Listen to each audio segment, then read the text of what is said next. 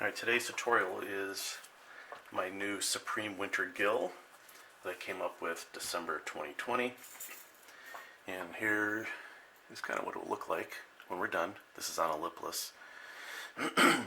And so we're using a 2.5 square bill that I got at Dinger Baits. I like this type of bait from Dinger because it has a weight transfer system, which is basically a BB that will slide to the back of the bait when you're casting, so extend your cast. It's a good lure blank. Alright, so I started out with a white base coat. Now we're going to come in with some black over about 3/4 of the bait, but not the belly. And not solid black, just do some spotty lights and darks on the body. So, that gives it some randomness. Nothing's exactly perfect in nature, so random.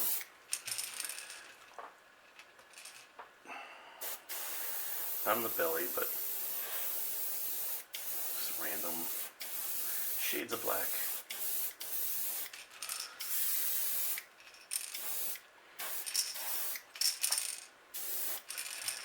Okay, and I usually heat set in between each layers of paint. I'll clean my brush and we'll get on to the next color. Now the next step is take some glitter ribbon. I got this on eBay years ago, and the woman is not even on there anymore for me to buy it, but it's about 4-inch wide ribbon, glitter ribbon. You get something similar at Joann's or probably Hobby Lobby or Michael's. But we're going to clip this on the bait. This will be my masking material. And if you can kind of see, the ribbon pattern kind of goes from left to right. I want to make it a little more unnatural, so I'm going to turn about 45 degrees, lay it on the bait, and then we'll clip it on.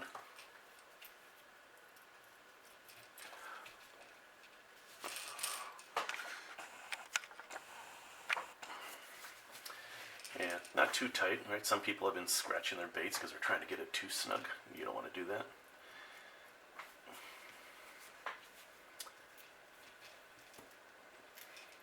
Fold in the front here, clip it so it's tight.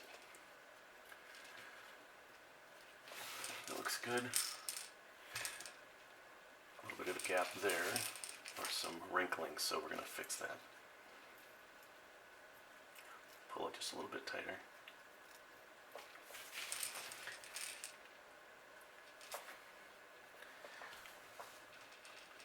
Alright, now we're going to take some white and we're going to cover the black we just sprayed. If you spray color over this black, it's going to get it kind of muddy. That's not what I want. You may need it for a different application, but here I'm going to spray another white base coat over the black.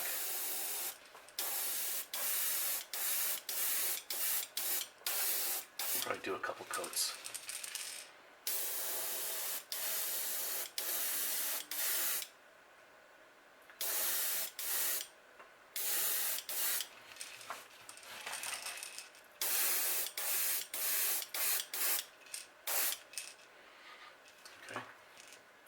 And we'll heat set that, and then we'll start getting into our other colors.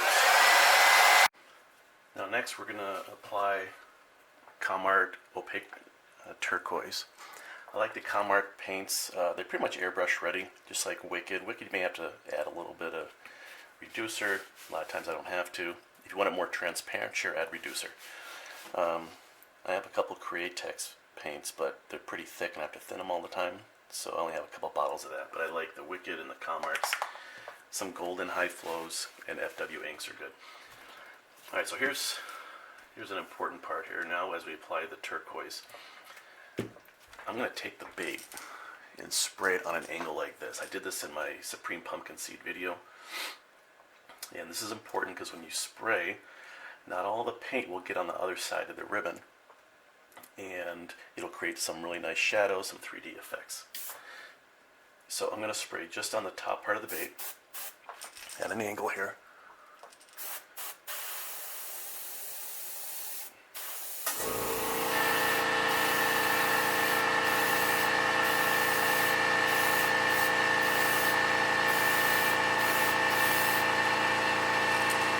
Flip it over.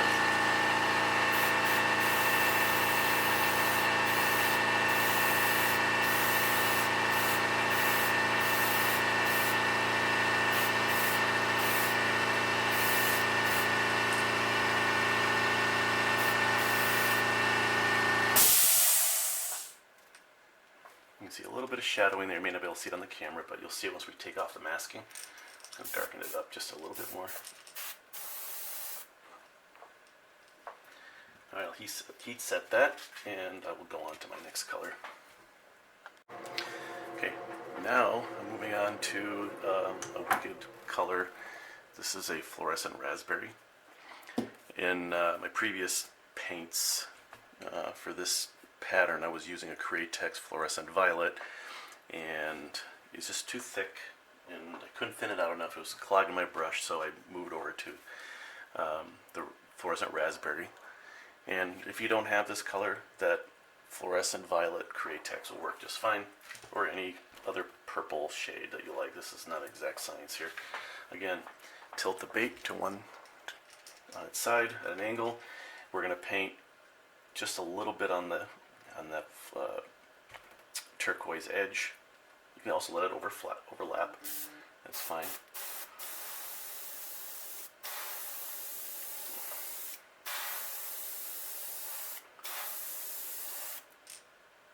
Just a little bit goes a long way.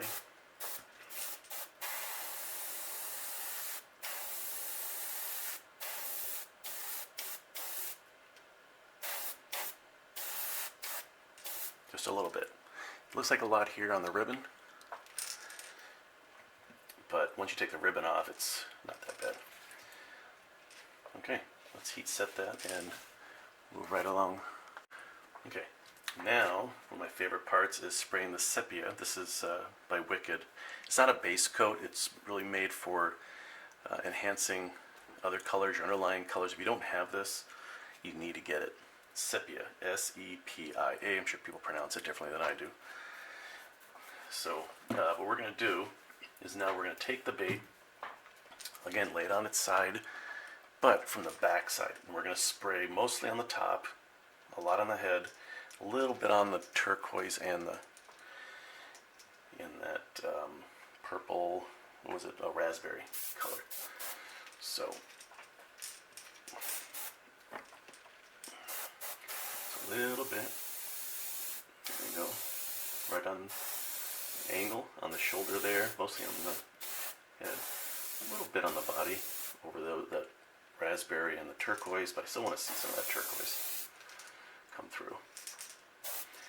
Okay, let's do it on the other side.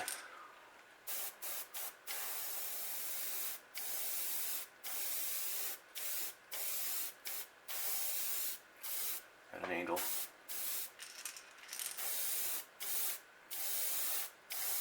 More on the top and head than the body part. I still want to see that turquoise come through.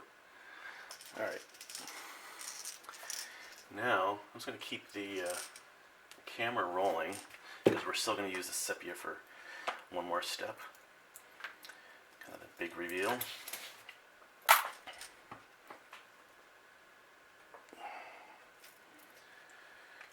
There we go. I like that. And now we're going to use a stencil here from Anarchy Models in the UK. This is an HS16 Creature Feature Modded 1. And even though in the UK the shipping's been pretty quick, I would say 2 weeks to get your order. And I'll have a link in the description for you for everything I'm using. So using that Sepia, we're going to just do some random spots, some darker than others.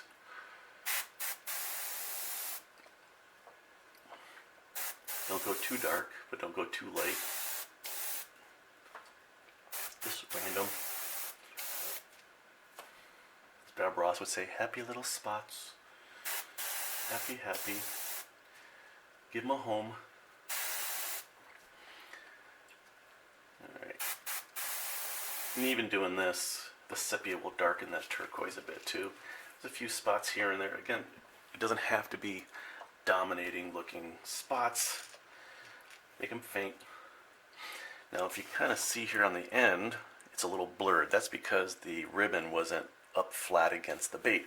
But I don't mind that. I kind of like that blurred look. It gives it a little more natural look of the bait. Alright, so let's get some more spots on here.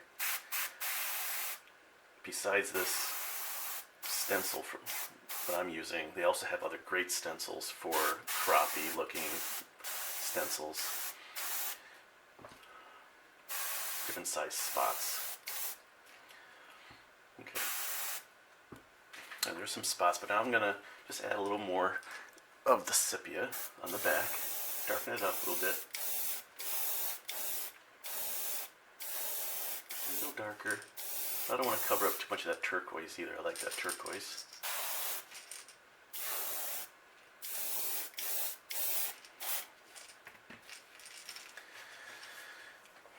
Yeah, I like that blurred look in the back. Alright, that'll be a little more sepia. Alright, heat set this, and we're going to move right along. We're getting towards the end. Now, the hard part is done. And it's starting to look kind of natural looking now, and people initially look at my base, they go, oh my gosh, it looks so complicated, I'll never be able to paint that. Yes, you can.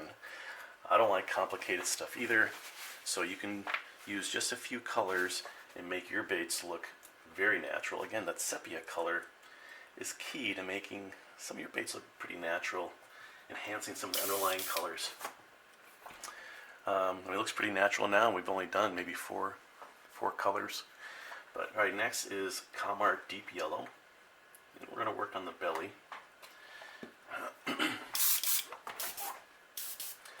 I always test spray my paint and my brush on the back of my booth.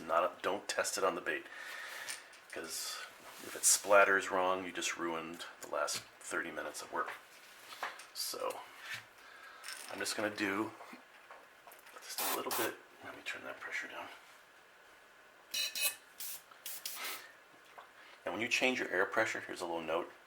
If you change your air pressure down from, say, 20 to, I don't know, 10, initially you don't have 10 psi. You have to let some of that air out and let the compressor get down to your true pressure of 10 psi. That's why, again, test your brush off of the bait. You don't need any surprises and starting stuff over. Time's too valuable. Alright, so just a little bit of yellow, and let some of that yellow overlap the colors we just did. I'm not using a lot of pressure. I'm barely pulling back on the trigger. And I'm not spraying straight on here either, because I want it to fade up into our previous colors. Again, that's more natural looking. So spray on the edge here, but let's let that overspray fly onto the side of the bait. There you go. Not a lot of yellow, but again, a little goes a long way. Now, we'll start working on some of the details here. Okay. Now what I've done when we're off camera is I put the eyes on. And normally that is the last thing you do. Some people probably think, oh, it's a little premature to put eyes on. But in real life, are eyes really that bright and that dominant on a fish? No. So a friend of mine, Garrett Carter, says put the eyes in and shade them with some black so they look more natural, tone them down. I'm like, yeah, and I've been doing it ever since, probably a year now, and I'm loving the look. But while I have the black out and doing the eyes, we're going to do some gill markings. I've been using this for quite a few years. These stencils are from Russ Allen. He has a Facebook page, Insane Custom Stencils, and a website, insanecustomstencils.com. He's got these little gill and fin wheels, or fin and gill wheels, and he has different sizes. I mean, look at this huge one here for your bigger baits. There's even one bigger than that. I can't get it out of the drawer, but I mean, lots and lots of gill and fin options and patterns. These are all washable too, and they're very durable. I've had these a couple years already, and you can wash them. But so here's my gill marking. So when I spray, I'm going to spray on the gill mark and a little bit down the side. Again, let's test our brush. Good. I'm going to lay it flat on the bait. Just a little bit of black. and then down that edge.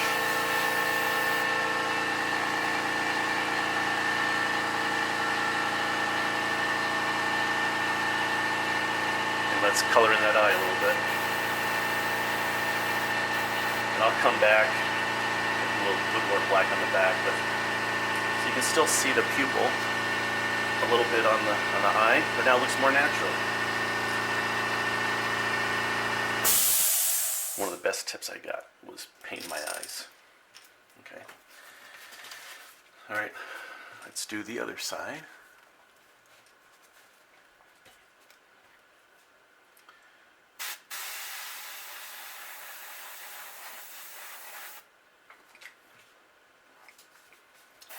Look on the eye. Now, let's darken the back, just on the spine. Let's hit some black here on the spine. And that will enhance some of that sepia color we did earlier. And then on the nose, hit that nose. And I mean, let some of it flow up towards the eyes. Hit around the eyes, so it's dark. Just like that. A little more in the back. Not a lot. Will goes a long way.